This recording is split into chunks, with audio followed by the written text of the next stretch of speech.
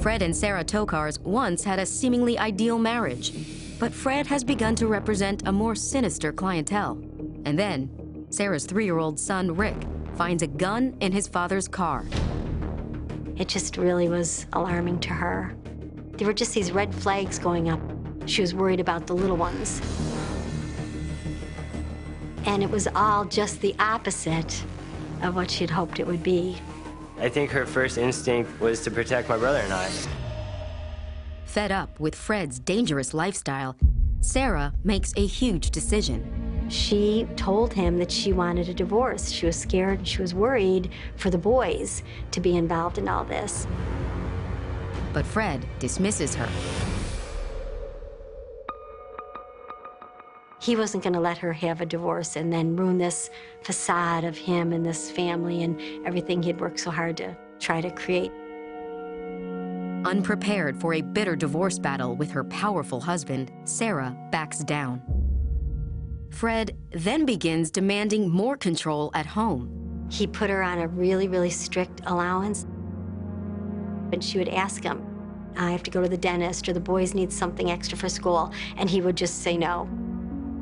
She was having so much trouble with Fred because he was being so mean to her. He did not put the family first. I think he put himself first. Fred's power over Sarah is holding her in an unhappy marriage. And then she finds new cause for concern. Lots of times the phone would ring, and if she'd pick up, the person would hang up. She was afraid that Fred was having affairs. It's a painful discovery, but could be just the leverage Sarah needs to even the playing field in divorce court. She hires a private detective to investigate Fred's activities. She was convinced that maybe if the private investigator found some evidence about it, she would be able to get a divorce and get the boys out of there. Fred had a lot of connections within the police department and within the legal community. So with that knowledge, I had to be very careful. Ralph follows Fred to an apartment in a nearby complex. I wasn't there 10 minutes when I kept seeing somebody pulling the curtain back, looking out at the street.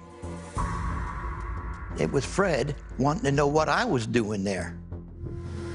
Maybe 15 minutes later, a patrolman came up and asked me what I was doing. The first thing that went through my mind was Fred's contacts within the system. The officer may have been a friend of his. He knew a lot of police officers. His connections ran from the top to the bottom.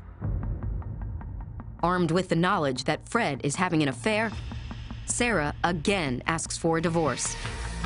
He would say, I'm a judge, I know the police, I'm an attorney, and if you even try to get a divorce, you'll have the boys taken away from you.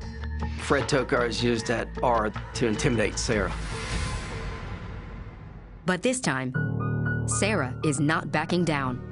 She was going to do whatever it took to protect those boys and protect her family. I think she'd made her mind up. I'm divorcing this guy. I don't care what I have to do to get me and my kids out of this mess.